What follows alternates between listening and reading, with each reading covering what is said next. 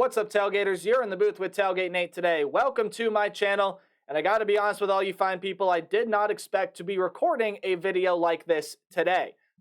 Just given by the way that this entire timeline of the Michigan sign stealing scandal has gone about, we have been hearing about it all week. How, okay, Monday, Tuesday, Thursday, and then today, there was supposed to be some ramifications to either the University of Michigan, to the head coach Jim Harbaugh, to the athletic department, to something, and that was supposed to come throughout this week. We heard that on Monday. Nothing happened. We heard that on Tuesday. Nothing happened. We heard that on Thursday, which was really when everyone was like, okay, here we go. We're going to find out what Michigan's consequence is, and then nothing happened. And so just naturally, hearing it today, I was like, oh, they're not going to get anything out. It's not going to happen.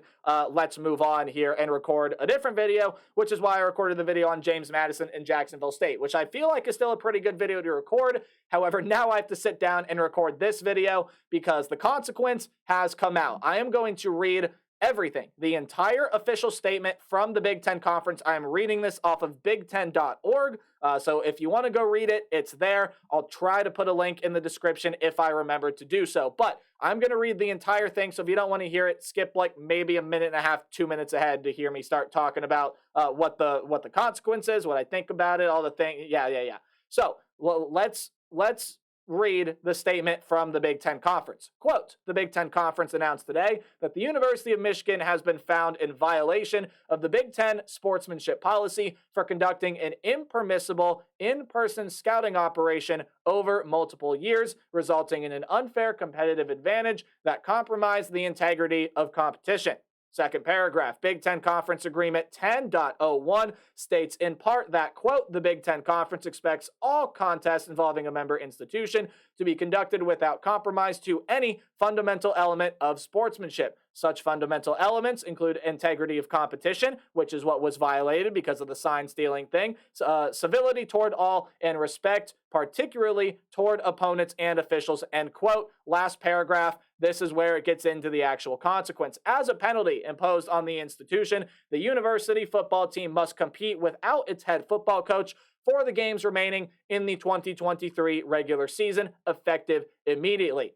This disciplinary action shall not preclude the university or its football team from having its head football coach attend practices or other football team activities other than the game activities to which it applies. For clarity, the head football coach shall not be present at the game venue on the dates of games to which this disciplinary action applies. Then it goes on to say the Big Ten Conference will have no additional comment at this time, end quote. So that is the entire statement released by the Big Ten Conference, and basically what it told you is that Jim Harbaugh, the head football coach at the University of Michigan, currently, according to the College Football Playoff Committee, the number 3 team in the country, according to me, the number 1 team in the country right now. That statement stated, and the punishment imposed by the Big Ten Conference, not the NCAA, by the Big Ten Conference, that has barred the head coach Jim Harbaugh from coaching the regular season games. He can still go to practices, he can still go to team dinners, he can still go to anything involved with the football program.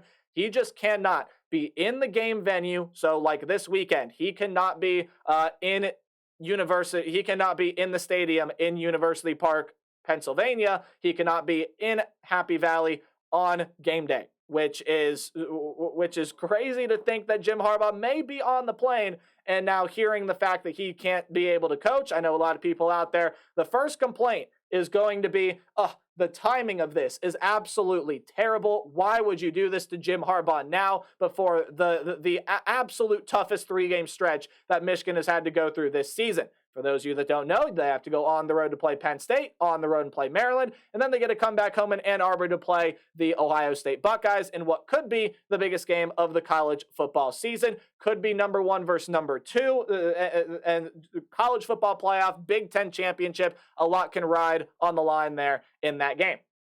So taking a look at this consequence, I'm going to try not to use the term punishment because I don't like it. But looking at this consequence, I think it is the absolute perfect middle of the road consequence to make absolutely nobody happy.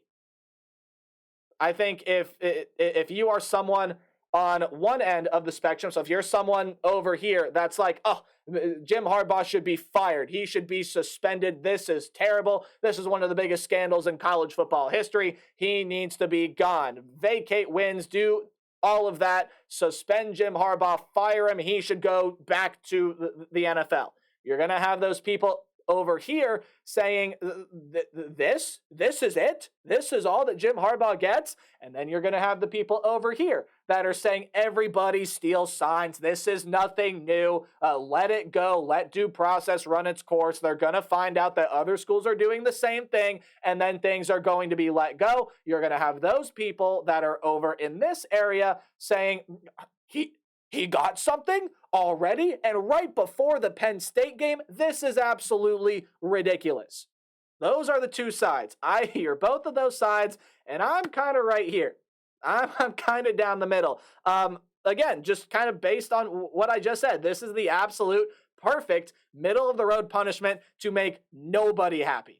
Nobody is going to be happy with this. That much I can guarantee you, especially maybe fans of the Maize and Blue. I've heard both sides, from Michigan faithful, from people that root for other teams, from people that are of my liking and root for the Scarlet and Gray. But honestly, going back to when this whole thing came out, I was very, very upset to hear this news because I knew what might have come, and it was something like this, where Jim Harbaugh might not be on the sidelines for the game, which I think is very, very disappointing. I was looking well forward to being this potentially be a number 1 versus number 2 matchup for this game at the end of the season, where both teams are at full strength and with everything on the line. And sadly, that's not going to be the case anymore. Now, I know some people are out there saying, what's the big deal? He can still coach during the week. Just because he can't be on the sidelines during game day doesn't mean a whole lot. I have seen people say that, and it's a lot bigger of a deal than that, because having a coach with that experience and of that nature, he's one of the best head coaches in the country. It's one thing to be able to have him at practice and be able to have you work through different in-game situations. It's another thing to have that exact same head coach on the sideline when the in-game situations come to fruition. It is one thing to prepare for them. It's another thing to go through them. And when you prepare for something with your head coach versus when you actually have to go through it without your head coach, that's very significant. And it's very, very detrimental to this Michigan football team. What happens if they go to Happy Valley this weekend, as I'm recording this video, in literally less than 20 hours? The game is set to kick off in less than 20 hours. This is a coach in a situation where, and a team in a situation where this could be very detrimental. What happens if they go to Happy Valley and they find themselves down by 4 points with 2 minutes left, and you don't have your head coach on the sideline that ran you through 2-minute drills? Michigan could end up dropping that game. Michigan could end up losing to Ohio State. Maybe Michigan is even looking a little bit ahead to Ohio State. They're coming off a lull, maybe after a close win or close loss at Penn State, and then Maryland surprises them. Not having your head coach on the sideline, no matter the circumstances, is a very, very detrimental thing to a football team. It is very, very significant.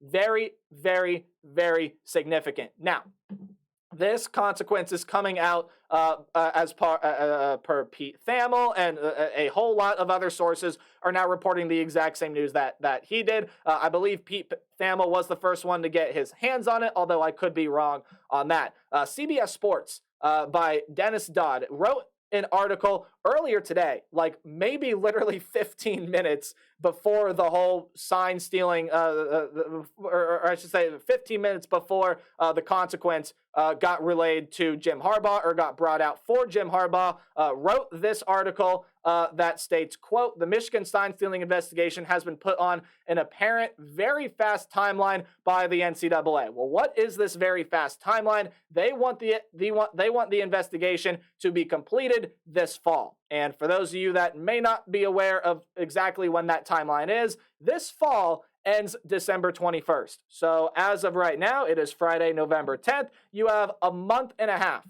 and the investigation is supposed to be over as per the NCAA. Now, it's not clear exactly when the NCAA investigation began, but sources close to the situation at Michigan tell CBS Sports, I'm quoting this from the article, by the way, it appears the process is being fast-tracked, and now you have it come out saying that Jim Harbaugh has been, I don't like to use the term suspended because to me suspended means that he's no longer like allowed to participate within anything in the team. So I'm just going to say he's barred from coaching their games. He cannot coach the 3 remaining regular season games. Now, obviously, what happens if they make the Big Ten championship? What happens if they make the college football playoff? Or even if they don't make the college football playoff, what happens if they end up getting into a bowl game is right now a whole other conversation that we don't know. We have no idea. A consequence, a punishment, a penalty, whatever you want to call it, has not been released. So just for these 3 regular season games against Penn State, Maryland, and Ohio State, Jim Harbaugh will not be on the sidelines coaching that game. I expect maybe the offensive or defensive coordinator there to take over in his place. Now, the timing of all of this is definitely very, very strange, but I do think that this, at least as of right now, may be the right thing to do because there is too much media pressure. There's too many things going on to let a consequence slide kind of slide right by your feet or kind of fall or kind of be thrown right over your head for too much longer. It was about time that the Big Ten, the NCAA, to do something, right? It was about time that the Big Ten or the NCAA came out and put a little bit of a hammer down on this Michigan program. And again, I'm not one that's going to sit here and be like, vacate the win, suspend Jim Harbaugh. I don't agree with any of that. Oh, give him a postseason ban is another popular one I've heard.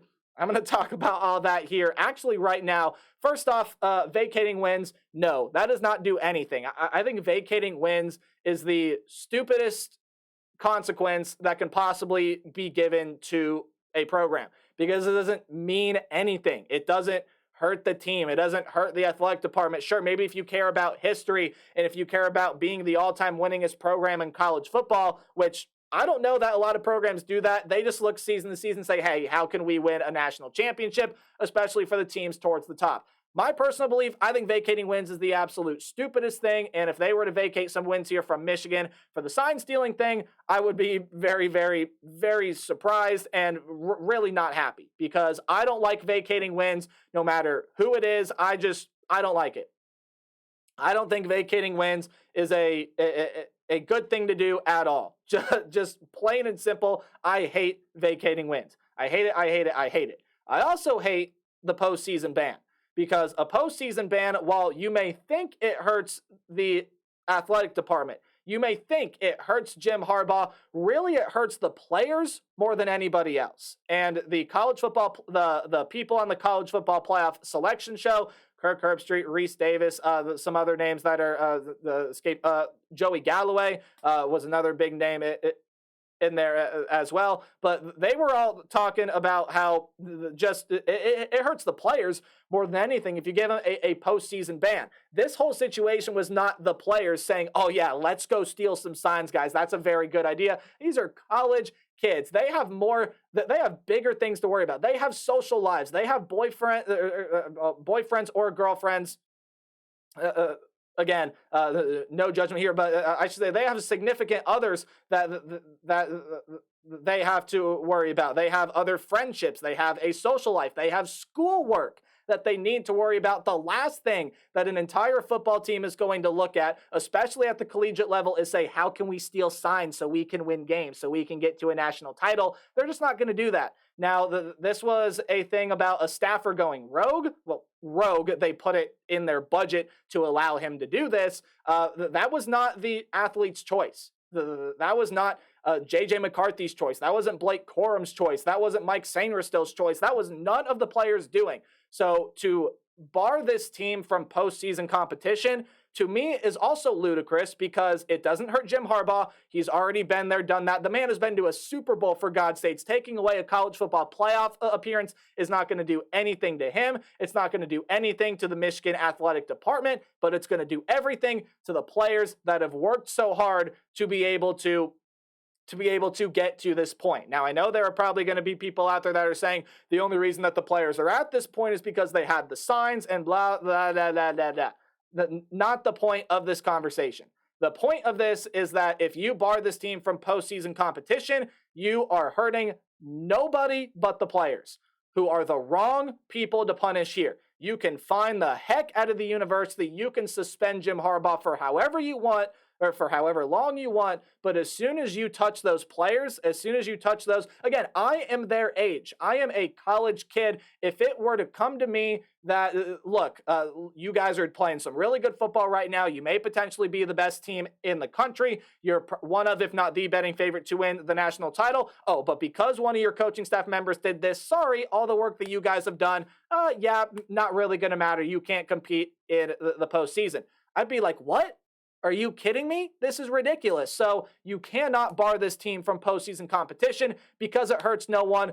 It hurts nobody else but the players. Nobody else but the players. I cannot emphasize that enough. It hurts nobody but the players on the Michigan Wolverines. It hurts nobody but J.J. McCarthy, Blake Corum, Mike Sainristil, Donovan Edwards, etc., etc., etc. So vacating wins? No. Just because, look, that's maybe what ends up happening. I just don't like it because I don't think it does anything. Same thing with postseason ban. It hurts nobody but the players, who are the wrong people to punish in this scenario. Now, Jim Harbaugh, on the other hand, I think I've talked about this on my channel before. It may have been a while back, but when you are a college football head coach, you are so much more than just the head coach. When you take a look at the professional level, any head coach of a team is simply the head coach. That is their job. It is to make the plays. It is to help the team be as successful as they can possibly be. But when you are the head coach of a college football team, of a college basketball team, of a college team, period, you are not only the head coach, but you are also the GM, the director of player personnel, the director of player relations, etc., etc. You do 5 people's, 6 people's, if not 10 people's jobs within one job. It is a really, really hard job to have, and you are expected to know everything that is going on within your program. Now, is that a very high standard to hold? Yeah, probably, but it also is a fairly fair standard given just what the job is asking for, right? Not only that, you are also the recruiting director. You are the head scout. You are just, there are so many positions that come along with being a head coach that a lot of people don't necessarily realize, especially at the collegiate level. And so giving consequences, giving penalties to Jim Harbaugh is the right thing to do. Did he know about it? Did he not? That's a conversation that you could have another day. But it is the right person to give a penalty to, because he's supposed to know. And especially, it looks really shady when you are allotting a budget for Connor Stallions to go out and to be able to do this thing. Now, the University of Michigan is preparing a rebuttal. They're preparing a heavy rebuttal. Their stance on this has been known for quite some time. But what the University of Michigan has done lately, before this thing, so before Jim Harbaugh ended up getting his consequence and getting the 3-game regular season in-game suspension, the University of Michigan put out a statement that said, okay, look, we know that we're being accused of stealing signs, but hey, these people over here, they colluded to steal our signs. They colluded to give our signs to the Purdue Boilermakers ahead of the Big Ten championship game. And those teams that were accused were obviously Purdue, Ohio State, and Rutgers. I believe it was Ohio State that's being accused of giving the offensive signals, and Rutgers that was accused of giving the defensive signals. And my response to that was, how did they get them? Because if Ohio State, if Rutgers, and Purdue also got the signs illegally, through iPhone cameras and videotaping and sending people to games, well, then we have a much bigger conversation on our hands. But from everything I've seen, from everything I've read, from everything I've heard, from everything I've had people on this thing tell me, it is that they got them completely legally. They watched tape, they figured them out, and they relate them, because it's also no secret that coaches talk to each other a lot. Lane Kiffin had a statement the other day, and no, I'm not talking about the leaked audio. There have been too many content creators that have beat that into the ground. I'm not going to be talking about that. He had a quote the other day during a press conference that said, normally I would go talk to the last coach that went and beat their upcoming opponent, the Georgia Bulldogs, but he's currently on their staff, which is Will Muschamp, the former coach at South Carolina, was the last head coach to beat the Georgia Bulldogs. And so that's what Lane Kiffin said. He said, hey, look, this was the last coach to beat him. I definitely would be talking to him if he wasn't coaching Georgia, meaning he was going to get some tips and some pointers and maybe some signs or plays or things that Georgia runs so that he can help prepare his football team be better. That's not illegal. You can do that. And it's no secret that coaches talk to each other. They do it all the time. Again, the conversations that coaches have in the pregame, on the field, on game days are not all of, oh man, I can't wait to get out of here and go get a cheeseburger. They're going to talk football, and they're going to talk upcoming opponents and upcoming games. And, maybe like, how are the wife and kids and all those things. Coaches talk to each other. They do. And it's not illegal. So Michigan putting out that statement is kind of just to me, it just seems very like, well, he started it. Yeah, we did it, but he started it.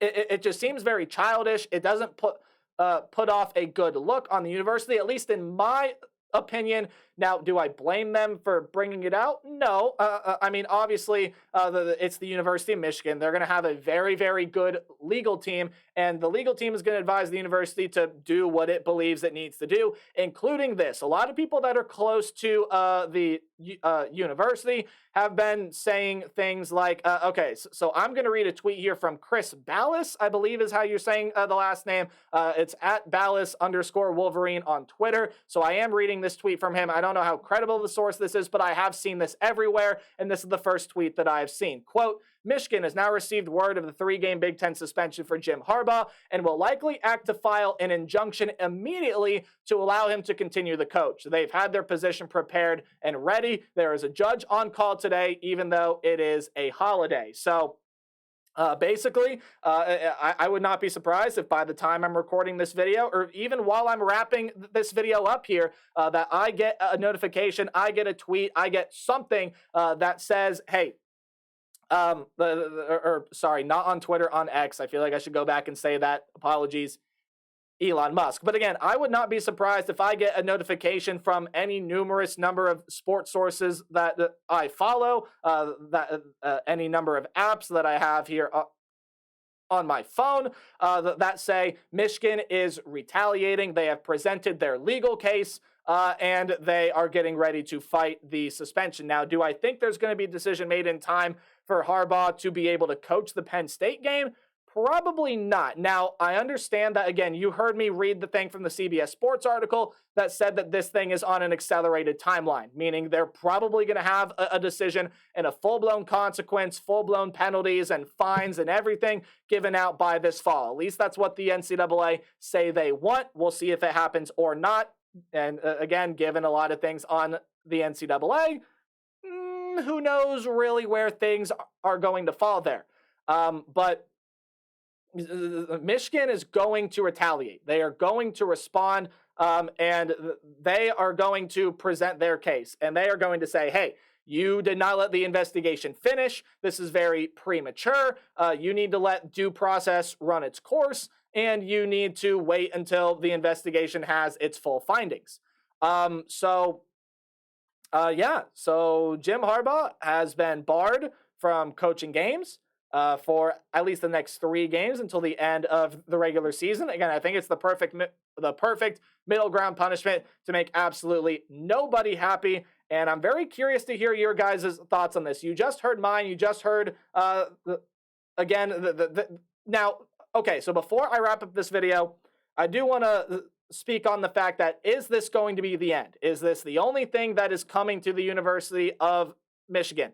And I'm going to say probably not. I think the Big Ten acted a little too late on this, and I think a lot of people will agree with me with that. Is I know there are going to be a lot of people around the university, close to the university, or on this side that are saying, like, everybody steals Steins, and if this really is serious, you need to let the investigation go through its things. You need to be able to have the full, complete list of evidence and then make a decision.